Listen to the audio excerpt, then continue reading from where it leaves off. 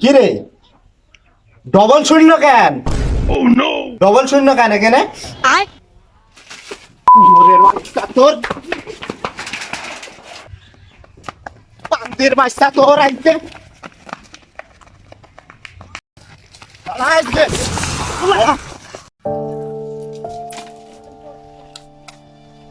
এত কষ্ট করে ইনকাম করে ছেলেপিলে লেখাপড়া শেখায়, আর সেই ছেলেপিলে কোন নেতার পিছনে পিছনে ঘুরে ঘুরে বেড়ায়, পড়াশোনার কোনো খোঁজ নেই। আজকে নাকি রেজাল্ট দিয়েছে, তা রেজাল্ট দিয়েছে ও কনে আছে, ঠিক আছে সে আজকে যে রেজাল্ট দিয়েছে, আমার যে আমি যে ওর বাপ, আমার যে দেখাবে না ও কনে আছে, কোন নেতার সাথে ঘুরছে এখনো বুঝলাম না, বাড়ি আসছে না। রেজাল্ট দিয়েছে, রেজাল্টটা দেখবো, আজকে আসুক বাড়ি, দেখছি কি করা যায়। যাই দেখি ওইটা কুড়ি দিয়ে আসি। আর ভাই সব পরীক্ষায় সব সাবজেক্টই ফেল করেছি। যাই দুটো মার কাছে ভাত খেয়ে যাই বাড়িতে দিয়ে যাই। ও মা, মা হ্যাঁ মানে বাড়ি আইছে, যাই তো গিয়ে রেজাল্টটা দেখে আসি। এই তোমরা আজকে রেজাল্ট দিয়েছে? হ্যাঁ। ওই রেজাল্টটা দেখি, রেজাল্টটা দেখা। নাও দেখো। কি রে? ডবল শূন্য কেন? ডবল শূন্য কেন এখানে? ওরে বাচ্চা তোর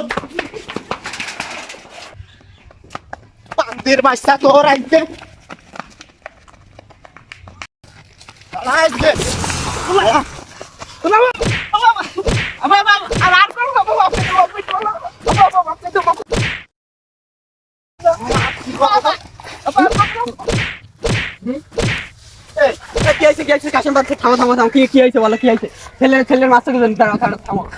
আরে বলিস না আর, ও পরীক্ষা দিয়েছে কোন নেতার সাথে ঘুরে ঘুরে, পরীক্ষার দিন পরীক্ষার রাত্রি কোন নেতার সাথে রাত্রি ঘুরে ঘুরে বেড়ায়, বাড়ি আসে না। পরীক্ষা দিয়েছে, ডবল জিরো পেয়েছে দেখছি, আজকে রেজাল্ট দিয়েছে। আমি বুঝাতেছি আল্লাহ বান্দির বাচ্চা, খোকা তুমি আরাম কাজ করো, পরীক্ষা দেয়। হ্যাঁ নেতা তুমি ঘরো। শোনো তোমার আমি বলি, আরে কোনো শোনা শুনে ওর একদিন কি আমার একদিন। বাবু তুমি আর মেরো না, আমি বুঝাতেছি তুমি আর মেরো না।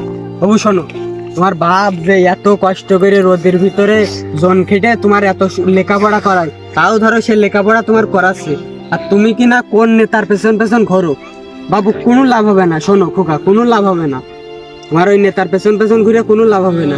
ওই দিন শেষে ওই তুমি তোমার কাছে টাকা থাকবে না, ওই নেতা দেবে না। ওই তুমি যে আজ অ্যাক্সিডেন্ট করলে, তুমি যে পড়ে থাকলে, ওই নেতা যাবে না তোমার দেখতে, বোঝনি? তাই জন্য বলছি বাবু, তোমার বাপ দেখো মুরব্বী হয়ে গেছে, কত কষ্ট করে লেখাপড়া করাচ্ছে তোমার এখনো, আর তুমি কিনা এই পরীক্ষা না দিয়ে কোন নেতার পেছন পেছন ঘুরেছো, রাত্রে নাকি পড়াশোনা করনি, সকালে পরীক্ষা দিতে গেছো, তাহলে তো পরীক্ষায় ফেল করবাই। তাই বাবু তুমি যে রাজনীতি করবা, তোমার বয়স হয়েছে রাজনীতি করার এখনো। তুমি শোনো, আমি বলছি তুমি শোনো খোকা, তোমার বাপের মুখ পানে দেখে আমি কথাটা বলছি, তুমি আর এসব রাজনীতির ভিতর যেও না, ঠিক করে লেখাপড়া করো।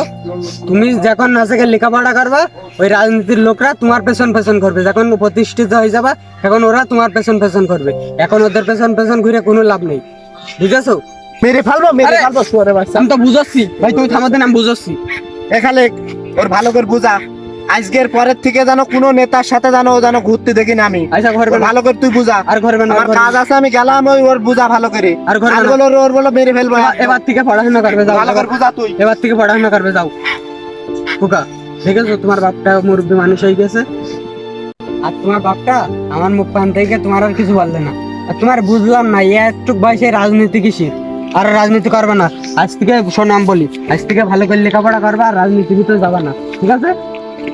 আমাদের মধ্যে এরকম হাজারো ছেলে আছে আমরা, এরা কিনা রাজনৈতিক কিছু পাওয়ার জন্য নেতার পেছন পেছন দৌড়াই এবং নিজের জীবনটা অজান্তে ধ্বংস করি। দয়া করে এগুলা থেকে বিরত হই এবং নিজের জীবনটাকে সুশিক্ষিতভাবে গড়ে তুলি।